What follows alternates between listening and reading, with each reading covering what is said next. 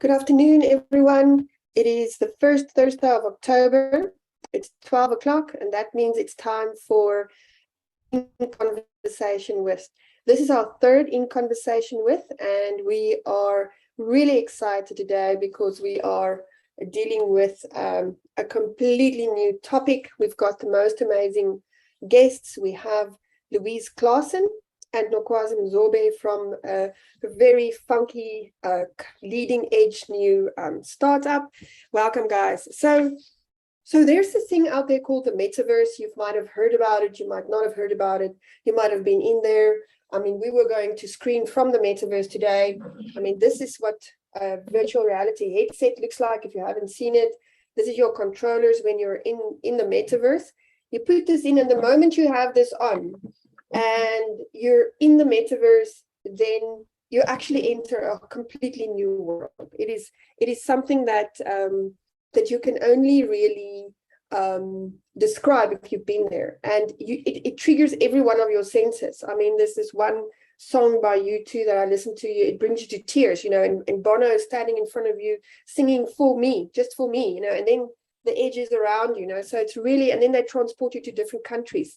You go to America, to Israel, just in one song. So it's very, very exciting. So first of all, let's introduce Nokwazi. Nokwazi is a serial entrepreneur. She helps startups. She is faculty for Henley. She's a podcaster. She's an author. She wrote a book, Small Business Handbook. It was also translated in isiZulu. So now I don't understand businesses in two languages. And then I'd love to introduce Louise Claassen. She is an extremely creative person. On LinkedIn, she says she's a nanobot.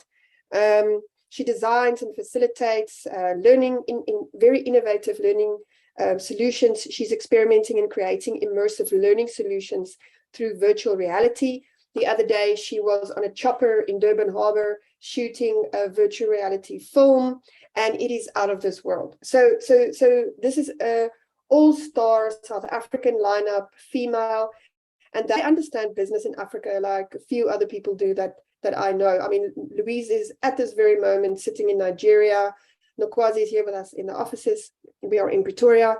Ladies, welcome to our webinar today. And then please, maybe Louise, we can start to say, if you can maybe give us an idea, what is this Metaverse? And then, you know, when we went in earlier today, we had these little bodies, and it was an avatar, and I had a punk hairstyle, and I had a green body, and I had a Scottish kilt. You know, you can make you up anyway. So please give us a little bit of a insight into your world.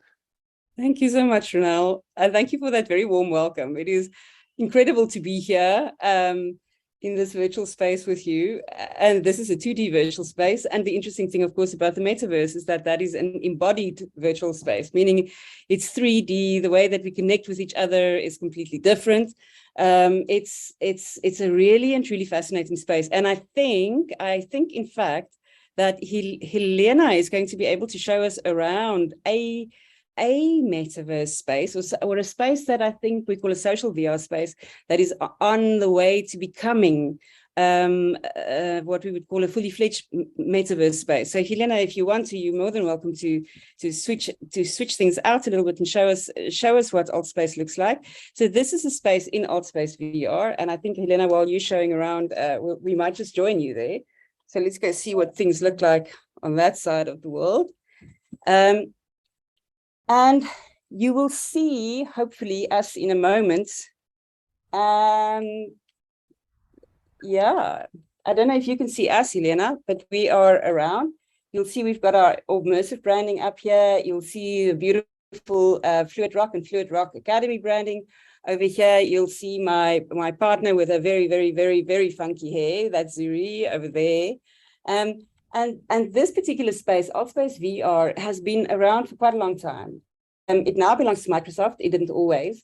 But a lot of different people come here to build different worlds. And this is an example of a world. This is an example of a world where different people can come together for events. We've done quite a lot of that through Henley Africa as an example. Speakers from, for example, Kenya, our students in their parts of the world when lockdown was still fully enforced, but together in this space. And the thing is, why does why do we feel together? So look at these little avatar bodies of ours. We don't even have legs in this particular world yet. But when we are in this space together, even though we are physically in different spaces, something very, very interesting happens. The first thing is virtual reality makes us feel as though we are present in a different space. And that is something that is incredibly powerful. The second thing that happens is embodiment. So in where our minds believe we are, our bodies follow. So we are, in a way, 3D present in this fantastical place. You'll see that I arrived with my spaceship over there in the air. Helena, perhaps you can show people. I can have an enormous amount of fun in here. I can, for example, shoot my business partner with a cracker if I so wish to. And my brain, all the while I'm here, is coding this as though this experience is real, which is very different from when you're on Zoom. When you're on Zoom, we don't share space. When you're next to me, I'm not necessarily next to you on your space. But if I'm standing next to my business partner and I'm talking to her, she hears my voice coming from her left and I hear her voice coming from my right. When she walks away, her voice fades. When she walks towards me, her voice becomes louder. And so that spatial aspect is also very, very important. So this is pretty much where we are now. And you'll see different metaverse worlds have different kinds of avatars. Renelle, I know your kids play Fortnite, so you'll know all about characters and avatars and skins and all of those digital goods costing a fair packet in the long run. But a part of that is you become really connected with that avatar as well. So for me, it became really important, for example, to have pink hair. And I only realized later on it's because this avatar, Lulubelle, that I've been embodying for 2.5 odd years has pink hair. So that for me became a real thing in the real world, right? So as this grows, as these avatars continue to develop, we're going to start to see something called holograms. So as telcos start to deliver 5G advanced networks and that pipe opens up, we're going to see people being able to stream full holograms of their real selves into the world for events, as an example. And that's going to be a really, really interesting thing. At the moment, being able to be an avatar is exciting because we can channel in different creative ways. I can show up as this avatar, Lulubelle, which has a playful social edge to it. I can show up as a more real version of myself, which means perhaps is more appropriate from a work point of view, or I can show up as something completely different and completely random just because I can and because it's creative and because it's fun. And so that pretty much is the metaverse, which is an always on 3-dimensional world or network of worlds in which we can do a whole bunch of different things as humans. We can socialize, we can interact, we can transact, we can do it from a work perspective, we can do it from a social perspective or a gaming perspective, which is really huge. And it has all sorts of implications for the world. Yeah, so now this is where we're at, but I'm going to teleport right back to Zoom and meet you there. Absolutely. I mean, it's absolutely fantastic. I mean, I can tell you that I've had to give gifts to my kids so that they can spend it on skins in Fortnite. You know, I didn't feel very happy about it, but it means that there's a business case, not just for companies that create skins, but it's something else. I mean, I heard that more than 7 million people have visited Nike's virtual reality store. And I mean, imagine you can buy kit for your avatar. You know, for the younger generations, that's nothing funny. For the older generations, you're like, why on earth would I spend it? So I think there's a thing about how do you, we can talk a little bit later about the commercial side, but there's a dimension out there that is there already. People are interacting in old space and in the metaverse at this very second. And normally when companies are leapfrogged, you could also see it. It's very material. There's a new phone that launches, there's a new whatever. And at the moment, it feels like there's a whole dimension out there where you could even be oblivious that you're being leapfrogged, right? So, Nokwazi, please tell us, how do you think this will affect the future world of work? You know, are you going to be able to live in, well, it's very similar. I mean, you can live where you want, work, have meetings. What does that do for us? So, Renelle, I think, the future world of work for me is the one part that really excites me about the metaverse. Because, when you think about it, during COVID, we were all working virtually. And we were working virtually through this 2D space, either through Zoom or Microsoft Teams. And what the metaverse is going to allow us to do is work in a more authentic, real, embodied space on the internet. And so for me, I feel that what the metaverse is going to allow us from a future world of work, and when we think of trends of hybrid work, when we look at companies now allowing digital nomads and having their people all around the world, is that the metaverse is now going to allow everybody to actually interact with each other in the same space, but in a virtual space. And as Louise pointed out, when we were in that room, it is really embodied. I know that that's Louise over there. If we'd really started talking and chatting, I would have heard her and we would have been able to interact.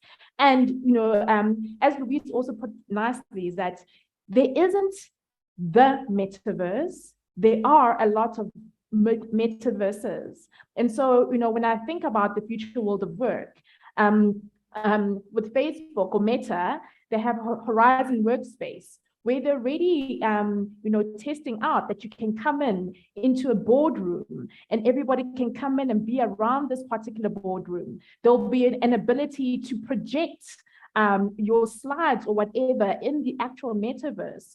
And so you may all be sitting in Brazil, Pretoria, in Nigeria, Lagos, where Louise is right now, and we'd all be able to have a meeting in the same way, probably feel more connected than we actually do right now on this 2D space. But I think there's even more potential when we think about the future world of work. Because I think right now, some of the issues that companies are grappling with is with regards to silos. And especially these are some of the issues that they've highlighted with regards to hybrid working. And this is going to be one of the potential fixes for that.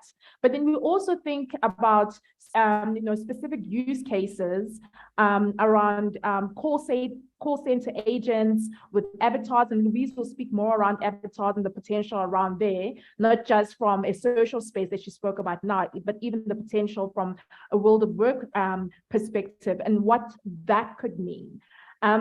And so I think for me, even when you move to the industrial case, which we'll talk about a bit later, there's also potential there with regards to digital twins and what mines and factories and even telco companies can do from that perspective. So when I think about the future world of work, there's so many elements. There's the people element and how we meet and work together in digital spaces and virtual spaces.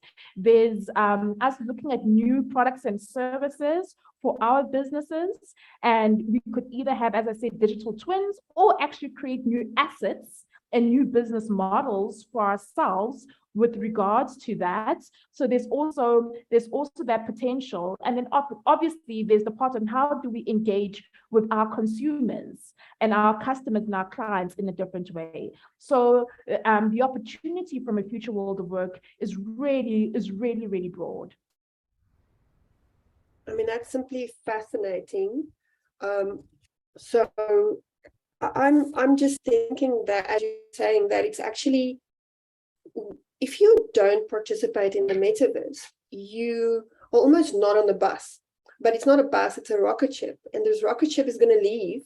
And if you're not playing with what's happening at the moment, you might not even know what are the potential opportunities in the future, not just from a workspace, but how do you connect with your children? I mean, I don't know about you, but I get woken up with a call, you know, on my mobile phone or a WhatsApp call in the morning. So in future, you know, what is it going to mean? How do you connect with people? The young guys are going to start working. There's people now that's very engaged in this kind of who can, let's call it tech, and it's not age-based. I mean, I have had a meeting the other day with Louise, and we were playing basketball while we were having a very serious conversation. And then I said something, and then we were in a place where there was snow, and she hit me with a snowball, you know. So it was very interesting because it was so real. So what is, I mean, just in terms of the metaverse ecosystem, what does it mean for us as employers, as people? Tell us a little bit more about that. So with regards to the ecosystem, Ronelle, so you know how you started off the conversation and you're talking about your sons and they're on Fortnite and where they were. And so what we kind of tend to see right now in terms of what's mainly spoken about when we think of the metaverse is more the consumer end. And so it is social, it's games, it's art shows. You know, you're seeing more artists coming on and holding concerts on the metaverse and in the different metaverse platforms that are there. There's the ability through VR to watch concerts and you know, and movies and even potentially watch sports games within the metaverse. So there are a lot of opportunities from a consumer perspective. Hence why you spoke about Nike, you spoke about Fortnite, but there's also huge opportunity from an industrial perspective. And I think for me, from an industrial perspective, we're already seeing usage within the healthcare, education, and transportation spaces. And Louise will share some specific case studies of what's happening and what different companies are doing. But there's this also opportunity for us to create services and virtual services and to service these companies who are on the metaverse, to service the community, you know, and really is about, you know, we always say it's about thinking about how you create value and how you add value to your clients and to your consumer base within the metaverse. And I think as well, as we talk about the metaverse, we also like talking about the allied technologies that make and support the metaverse. So we think of blockchain, so XR, virtual reality, augmented reality, and mixed reality. So the umbrella of that, we think about, I'm sure we've all heard of NFTs, and then obviously AI and cloud. And these are all the technologies that allow the metaverse to really function and to be. And so there's more opportunity as we continue to develop these technologies, which are also going to fuel the metaverse and actually make it a better experience than what we currently have at the moment. And so this, I would say, you know, we took it from the Deloitte research and analysis, but this is just a really nice map of the ecosystem. And I think what everybody should think about is that, yes, there's the consumer end, but there's a really big use case from an industrial end. And I think really that's where the growth of the metaverse will really come from. And McKinsey, I think about 2-3 months ago, relooked their forecast for the metaverse, and they're forecasting that the metaverse by 2030 will be valued at $5 trillion. $5 trillion, and that is largely driven from the industrial use cases. Louise, do you want to add anything specifically with regards to the ecosystem? Thank you, Nogwazi. I think from my side, perhaps just some interesting examples, and this will help us over to the next slide. And I think for those of you listening in, I think that your interest, well, I think the personal side, the individual side, the social side of the metaverses is phenomenally fascinating and an incredible amount of fun. And I can totally see that it becomes a seamless part of our reality in interesting ways. I think the industrial use case, or the use case from a work perspective, really is massive, and opportunity, as Nogwazi explained, from a financial point of view, also very significant. So here are some examples. So, for example, if we look at BMW, what they are doing is they have cut their design time for example, engines down by up to a year, because they now use CAD-based 360 virtual models and virtual prototypes of the parts that goes into an engine. So what you have are teams of engineers and designers that work together from different locations in AR or in VR, AR augmented reality, VR virtual reality, and they are able to manipulate the different parts that go into an engine and work with it in a very practical and a very technical way. So obviously it decreases costs. Nobody have to fly. We're not building a physical prototype that deteriorates over time, that have to be shipped around from place to place. It's a virtual prototype that has no deterioration element, can very easily and quickly be updated and remodeled as changes are made, and then shared globally with a touch, because it's cloud hosted technology. And that is in itself incredibly exciting. So this is an example from BMW, but it's not by any stretch of imagination the only example that comes out of that technical world. Nokia is a really interesting one as well. So they have created their own virtual world within which they do the training of, for example, the installation of technical equipment. And they created with that a games engine that gamifies this learning, which for us, of course, as educators, is something that is hugely exciting. We want to see it, we want to experience it. But what that allows you to do is somebody that needs to install a very technical piece of equipment can simulate that experience virtually from the moment where they unpack that equipment, install the software, commission the particular piece of equipment, and be certified all in one go without actually physically having touched the real element. But the fidelity of that experience is of such a high standard that they are comfortable that certification can be awarded. So this is quite incredible, right? And again, you're able to bring people from around the world together in the same learning situation using virtual technology. Another example, and this is probably my favorite example from the lot, is there's a company called Enhatch that specialize in AR and VR solutions for surgery. And recently, I think at the end of July, beginning of August in Brazil, there's a 4.5-year-old twins that were co-joined, not just at the skull, but whose brains were co-joined. So you can imagine how complex an operation that is. And because they had been previous failed operations, there was scar tissue that complicated the process of trying to separate these conjoined twins. Through the use of virtual reality, supported by information gleaned from CT and MRI scans, they were able to model these two twins and operate on that model before they actually went into the actual surgery. And in the actual surgery, surgeons from around the world joined through VR to participate in that 27-hour surgery, which is extraordinary when you think about it. And so when you cast a line into the future as to what this means and where we're going, given that we're still so nascent in this space, I think it becomes incredibly exciting. And certainly for Nogwazi and I, it's been a case of the more we learn about this space, the more we know that it is almost impossible to not be excited about the future and what it brings.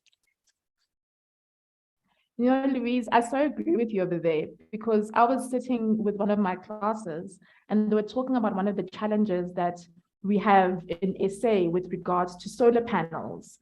And the feedback the community was saying that the technicians don't know what they're doing, and these solar panels are imported. So imagine if, you know, for companies who are bringing in these solar panels or other technologies from other parts of the world, this would allow more immersive training, not just reading from a booklet and typical 2D training, but something that it really feels like they're getting hands-on training. So there are really quite a few potential use cases when we start to think about the power and the potential of the metaverse and its allied technologies. That is so interesting. I mean, one of the things that I'm thinking is, where is the opportunity for SA Inc? I mean, I know that you have a lot of partners in VR in Kenya. Louise is in Nigeria at the moment. So it seems as if we can really take a slice of that few trillion that this business is going to be worth. Where do you think the opportunities lie for SA Inc? Let's say, call it from a government policy perspective and from a business perspective, to really tap into that and to become known, because it feels to me as if there's an opportunity. I mean, imagine we had a special economic zone for this kind of stuff. So if we had to think big for a moment. Wow. Okay, so I will start, and then Louise, you can add. But I think the potential opportunities are huge. If I just use the example that I was looking at in terms of the problems we need to solve in the country, let's look at the infrastructure problems that we need to solve in the country. And if we're able to get, expertise from around the world to train people to help us fix these issues. Imagine if we were able to create 3D rendering of our infrastructure and be able to then get to quicker solves using the metaverse, using XR, VR, and be able to think of solutions offline or in the digital space before we go and make fixes in the physical world. So for me, I think the opportunities are really quite big, and I know that specifically some seaters, I think the Cheetah seater is already looking at how they can use VR to help train some of the artisans within that specific space. Louise, any ideas from your side? Yeah, thank you so much. I mean, South Africa recently auctioned off a higher bandwidth or radio spectrum to some of our telco providers, which means that we will be coming online with 5G, hopefully more available to more South Africans. And this is incredibly important for access to metaverse and metaverse spaces, right? So access and accessibility really is a challenge, I think, across the continent. And although I will say that both in Kenya and now in Nairobi, my connection experience has been absolutely flawless. Well, maybe not flawless, but really, really good. So that 5G access for as many Africans as possible is a really, really important part of this. I think from there are so many skills in South Africa and around the continent. And then we have the backdrop of the African Continental Free Trade Area that encourages intra-African trade in not just physical goods, but also services, right? So I think we are already building, and this is what we are doing as a business, Nwazi and I, we're already building the networks that allow us to tap into innovation and new designs and platform economies that are being built around this continent in very, very interesting ways. And I think we can leverage that not just for South Africa, but for the continent. And other companies are doing it too. So there are incredible nodes of innovation and creativity. I think our challenge as not just a country, but as a continent is to find ways to scale it. And so unfortunately, part of the challenge with virtual reality for us, and not just virtual reality, I think it goes for the broader Web3 suite of technologies. It includes blockchain, non-fungible tokens, cryptocurrencies as an example, smart contracts, all of these technologies work together to instantiate the metaverse. It's really hard to understand them. They're quite abstract. And as you've seen, it's really something that one needs to experience. So for us as a business, that's what it's about. It's how do we give more people the experience so that we can unlock imaginations, so that we can start to work with people on realizing the opportunities that come with virtual reality, with extended reality, and then also with a full suite of Web3 technologies, and what that means for instantiating us as a continent in this space. Okay, so all I see is opportunities. I really like this quote you shared. The most important meaning of the metaverse is the mission to make the internet a live experience with other people always there, as opposed to the largely individual experience it is today. Making this work in a way that is positive and humanistic is a huge and existential challenge. We must establish ground rules that create inclusive public commons, recognizing that such live, always-on spaces are vital spaces that must be supported and regulated as town squares and parks are today. I mean, if you just watch that movie, Ready Player One, and I can just say to everybody on the call, that is really going to be time well spent. It's also very, very interesting. The movie's name is Real Player One. So tell us a little bit more about what do you think, what does this really mean to regulate the metaverse? So I think we're talking, certainly what we try to convey to now is that this is a space that is incredibly exciting with huge potential. And we're definitely encouraging everybody that's on this particular call in this webinar to start to test, to find opportunities to step into this world in interesting ways, not just from a social perspective, but certainly also from an industrial or a commercial perspective. But it does come with a dark side. So, and because of that, I think governance, ethics, rules, these words have a very key role to play in making the space, in ensuring the safety of the space, and making it a comfortable space for people to do business in, right? So we want to talk about two elements, building the metaverse, but then also being in the metaverse. I think before we touch on elements of the business model that I think is important and that will shift from this Web 2 environment that we find ourselves in at the moment to the Web 3 environment that really includes the metaverse. I think before we jump into building the metaverse, Nogwazi, is there something that you would like to add? So I think what I'd like to add, Lou, is that, when we think of technology always moves much faster than governance. And that's what we kind of need to recognize over here, is that the metaverse is here. It has been for a while, so it's just more in the public domain right now. There are a lot of companies around the world that are currently building these worlds, but they're all building them individually and building them from their perspective. And so I think, as that is happening, it's very important to think about, what are the future governance structures that are needed. And I think for me, Louise and I always have this debate, is that governance in Web3 also does not need to mimic governance in current 2D and governance in the real world, because it as we spoke about, is that it is a new space which will have its own new rules and which will have ways of interacting, but also at the same time, it's very important for us to be responsible as we build and develop the space. So Lou, back over to you. Thanks so much, Noor. Yeah, Louise, just before you add something, it was actually funny that you said that, because I was just about to say, well, I'm sure the same rules that apply in reality applies in this kind of reality. I mean, I'm thinking about cybersecurity, data privacy.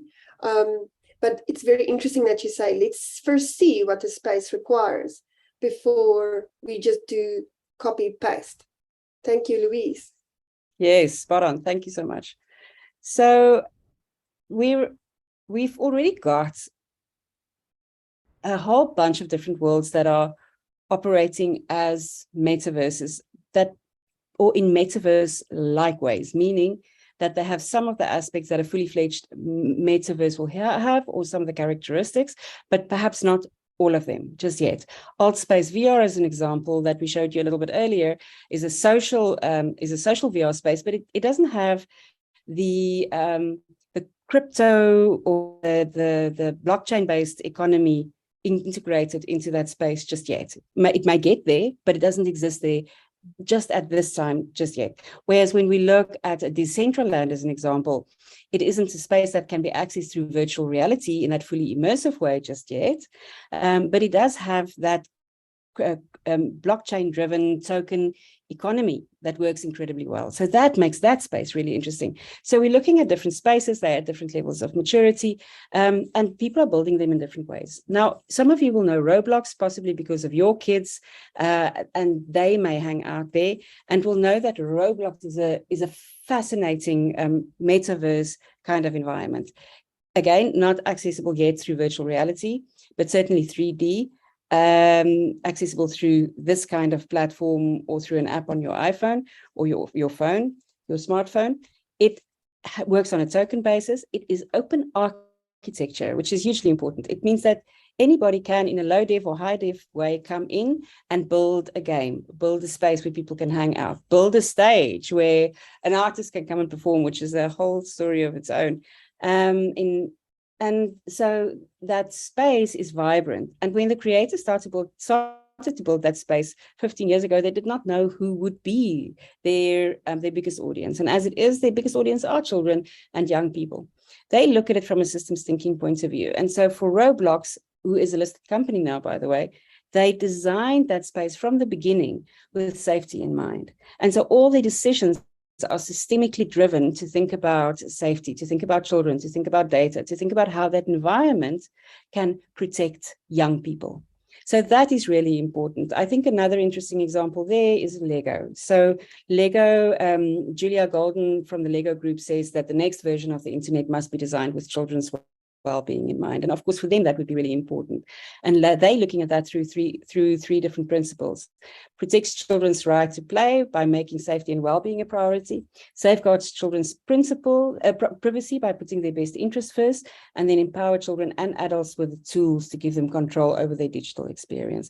But they think it's important that kids be in the metaverse. And this is an important point, because they want to ensure that kids have the benefit of the metaverse, the immersive experiences, the creativity, the self-expression, building social connections. I mean, for these kids, building a world is going to be nothing. Kids that play Minecraft are already building worlds. For us, it's a new thing, the idea that you can go into a metaverse and build a world, right?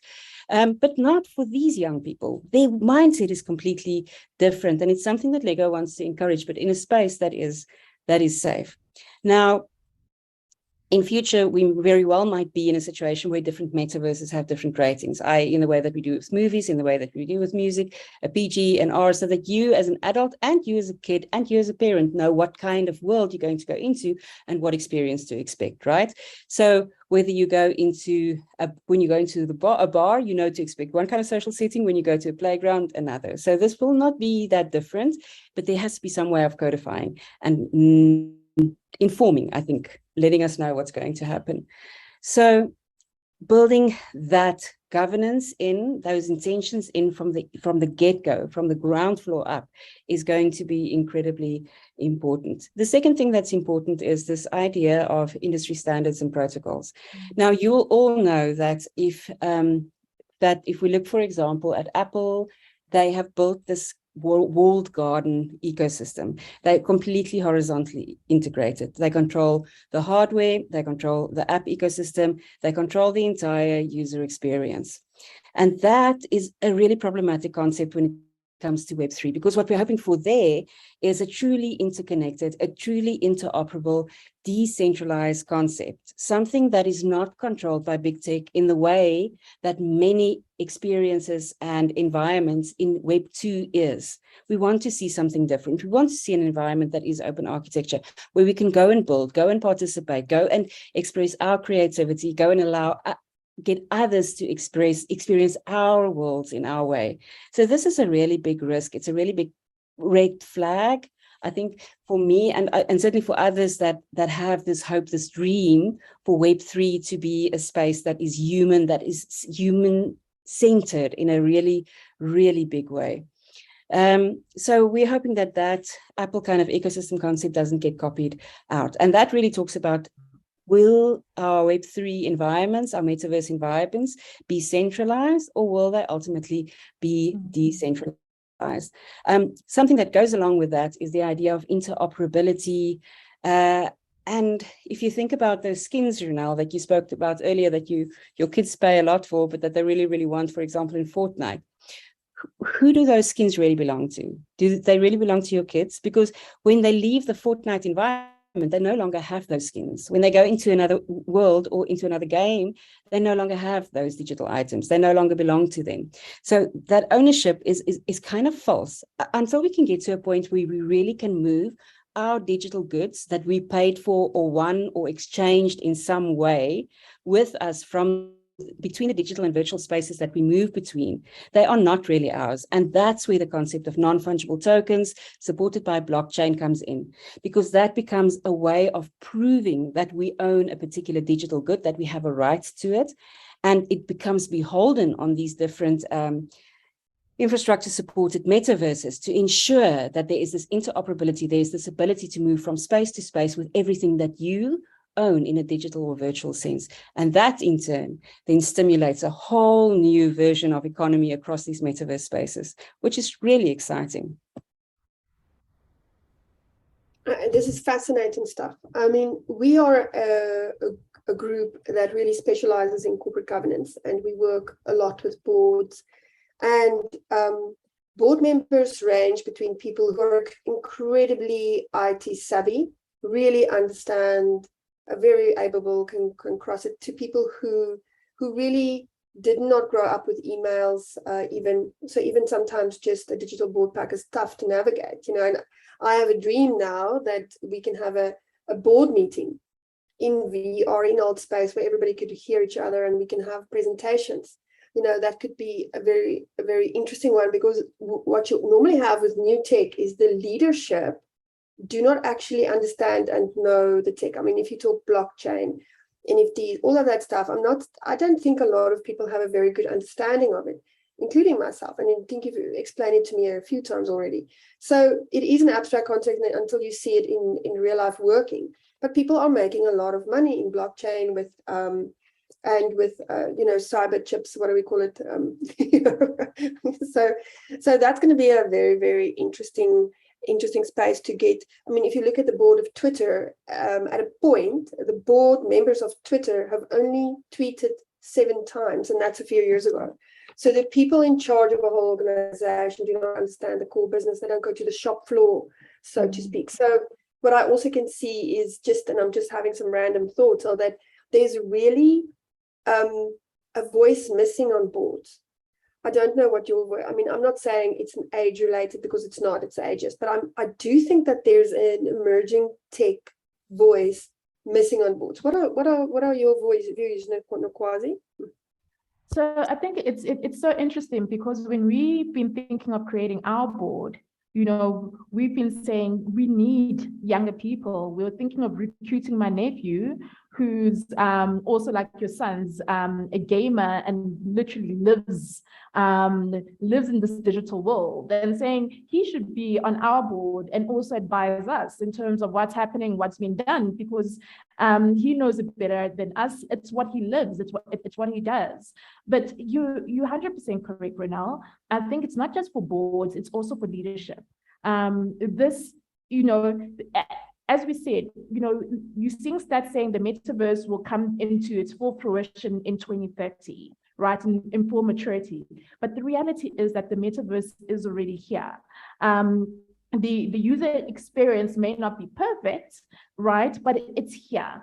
And there are millions of global citizens who are spending time in the space on a daily basis. As Louise pointed out, there are millions of citizens who are transacting and making money on the metaverse. And so it is important for us, and maybe for boards, to rethink who needs to be on the board, to think about, does it have to be a person who's this age? Does it have to be a person who's been working for 15, 20 years in a particular industry? Then there's a need for younger voices.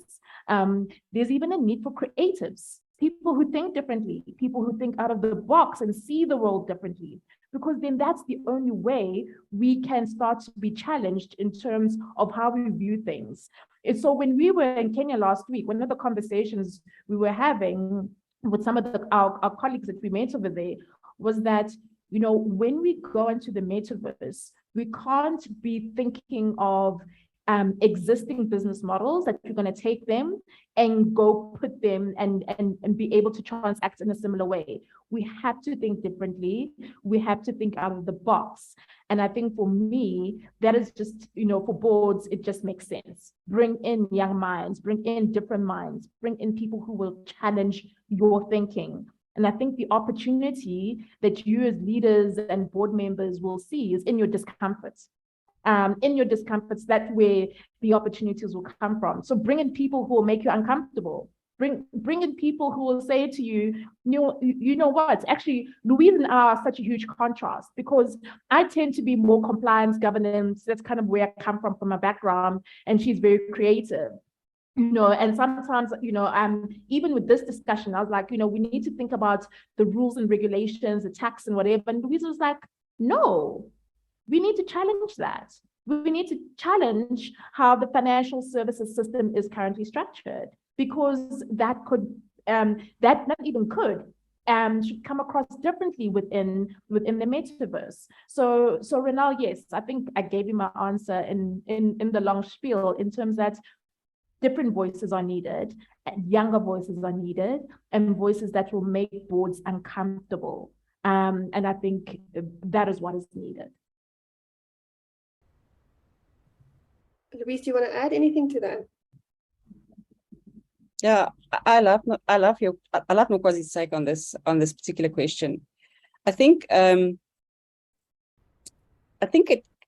to preempt something I think that we wanted to share a little bit later on. You know, there are really, really incredible opportunities to be found in the metaverse, in creating, financing, distributing, and utilizing the metaverse version of traditional asset classes. If you think, for example, about real estate, now think for a moment about the fact that sport teams, such as a baseball team or a professional basketball team that plays they are the managers of those teams, the owners of those teams are now also investing in e-teams, you know, teams that compete in esports, in, you know, different online games. So this is not that different. So if you think, for example, about a property management company who specializes in physical world properties, would a natural extension for them not be to move into metaverse spaces and to start to think about how one properly invest in, provide the right infrastructure, provide the right kind of value for people in a metaverse space, because it's a space, right? It's a space that we inhabit. And it really would be a misnomer to talk about the real world versus the virtual world, because we experience those spaces as real no matter where we are. It's the physical world versus the virtual world, but so much is about how we derive value in those worlds, perhaps in different ways. So asset classes, traditional asset classes in the metaverse are going to be very, very interesting. How we bring them, how we support them, etc. And that's big for us as a business as well, by the way. And it could be real estate, financing, collectibles. We're seeing collectibles as a huge, huge asset class already from an NFT or non-fungible token point of view. Please ask us questions if you want to know about NFT, a little bit more about what NFTs are and so on. We can spend a little bit more time there. But it's very possible. We are already seeing it, in fact, that NFTs in itself is a whole new asset class. It was not a thing 2 years ago, and now non-fungible tokens are a thing, and it is a completely new asset class, and we're going to see a lot more of that happen over the next couple of years. So I think it's really important for boards to understand the current dynamic and to start to have a sense of how that will develop in the future. And it is through the kinds of minds that Nogwazi was describing, being on those boards, listening to those voices, getting a sense, tapping in, participating in this meta economy in interesting ways, that they will be able to grasp that. Otherwise, you're going to get very frustrated, connected, you know, executives in business coming, talking to boards and not being able to get traction, even though they want to move in the direction of opportunities. They will be missing those opportunities. So I think it's a very important question. So I think my question to you, Fluid Rock, is how do you create the opportunity for these voices to speak to your boards, right? Yeah, so I think definitely one of our new products that was just born was to brief boards so that you guys can brief boards on our behalf. So I think that's a definite. I mean, there's so much to talk about, but I think what we need to really get to is how do we as executives, if I'm now speaking on behalf of my clients, how do we even start? What do you guys have? What do you gals offer? How do we even get going? So, Ronald, that's a great question. And this is where, when we meet people for the first time, we always say, you need to play. You need to, you know, experience these spaces so that you're not going to really learn them or understand them through reading about them, through coming through talks like this, right? You need to immerse yourself in them. You need to try them out. So I think for us, the first thing is that, you know, set up a play date with us, or come on to one of our programs that we've created, which is called Welcome to the Metaverse. And this is a product that we've created for individuals and for companies and organizations who are interested. And it really kind of gives them the basics of what we even spoke about today. And they'll get to explore worlds and see, and just, it's almost like a seed where they can start to imagine. So for us, it's just go in and play. Get an Oculus, try out a game, and immerse yourself. For me, that is step number one. Lou, anything you want to add to that? Yeah, absolutely. Play is huge. Unfortunately, it's something we enjoy a lot. I will divulge that when Nogwazi and I end up in Alt Space, we often go and sing karaoke together. There's this one space where you can sing karaoke. If I really, really want to be naughty, I will also tell you that there's a space called the Mushroom Experience in Alt Space, which is literally built to give you a psychedelic trip, and it is incredibly effective at doing that. Now we could potentially organize it for people if they're interested in go and show them. It is an enormous amount of fun. But it also gives you lots of ideas, right, for what's possible. I mean, if you can give people that effect, if you can give them that sense of presence, that sense of impact, that's kind of amazing. And once people have had that experience, they convey that enthusiasm and that sense of possibility, and they translate it to industrial metaverse use cases as well. So it's very exciting. I will say that on the industrial metaverse side, if you're in an organization, I would totally encourage you to give a group of interested people the task, give them a mandate, give them a little bit of play money to go and decide how they want to do it. That's how we started. So Philip Pabitle, who's supporting us technically here today, and myself and Siku Nsele, that's how we started. We had a small budget, and we figured out what equipment we wanted, an Oculus Go at that time, which is now completely obsolete, a 360 camera 4K, which is now also completely obsolete. But that set us off on a path, which has really been extraordinary. Henley Business School now has 40 plus Oculus Quests. We use them regularly in immersive learning experiences. We've learned so much, and it started because of that. So a little bit of play money, a little bit of an opportunity to go and explore what's possible in the world, to go and see what people are doing in your particular space, and then start and invest in small ways, in small incremental ways, and this is something that of course we can help with as well. So it's a focus of our business too, but certainly play, be willing to invest a little bit, put some money behind it, be willing to just see where things go. It's a very different way of learning. Don't be too serious at the beginning, and you will definitely see rewards as you learn and grow and learn.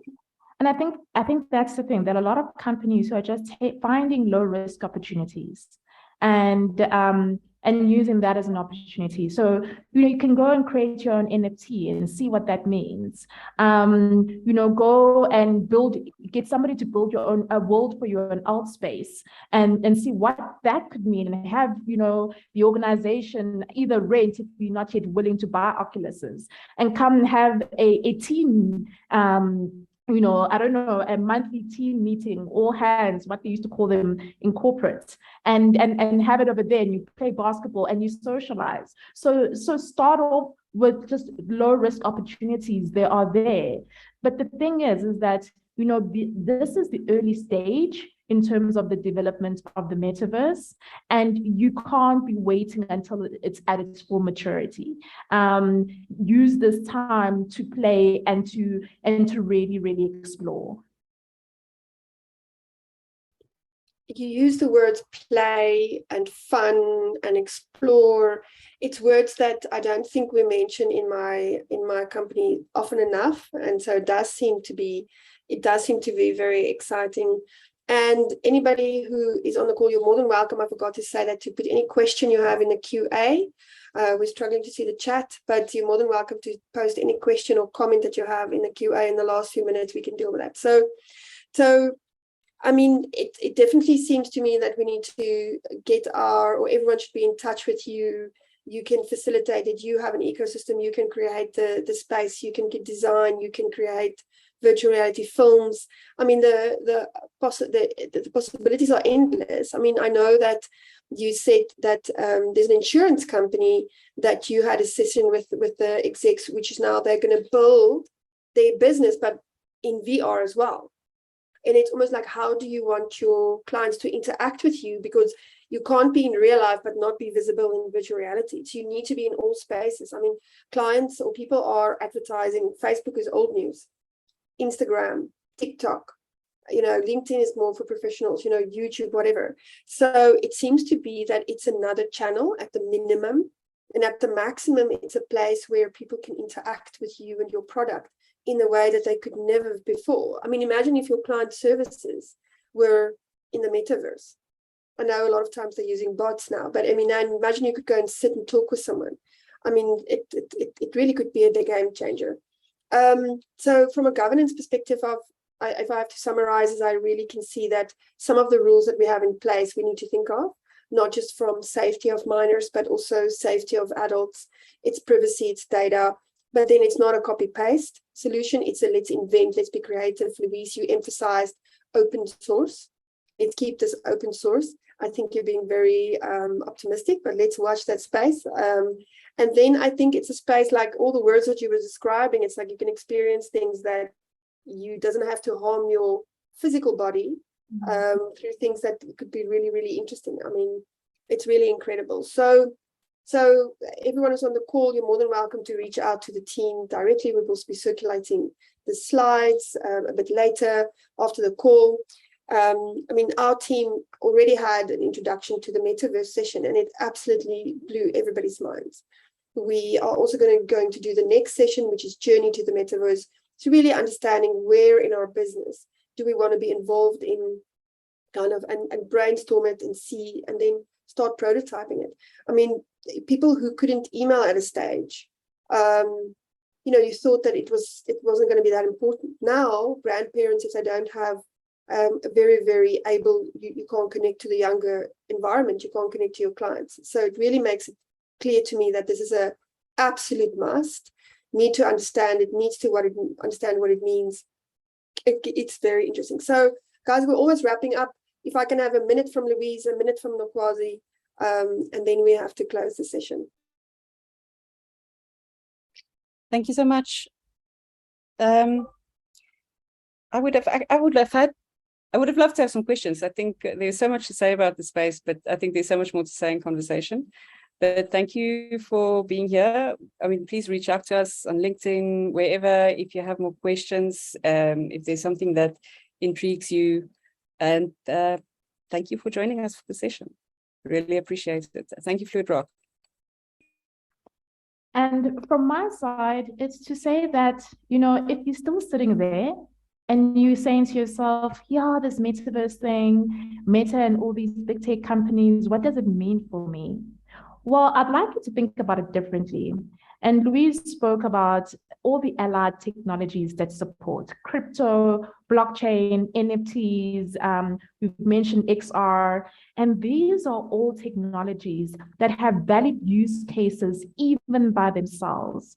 And so just taking the time to get to know more about the metaverse and get to know more about these allied technologies is just worth it, because these are technologies that we are using that are going to be more used within the future. And I think it's just good for you and your organization to have a better understanding of this. And so, Renal, I want to say thank you very much for giving us this opportunity, but also to my co-pilot, Louise. Thank you for our bantering and sharing and us doing this and sharing our vision of what this new version of the internet will be and the opportunity it has for the rest of the world. Thanks so much, lady. So everyone, please book for our next session. It's on 20 October.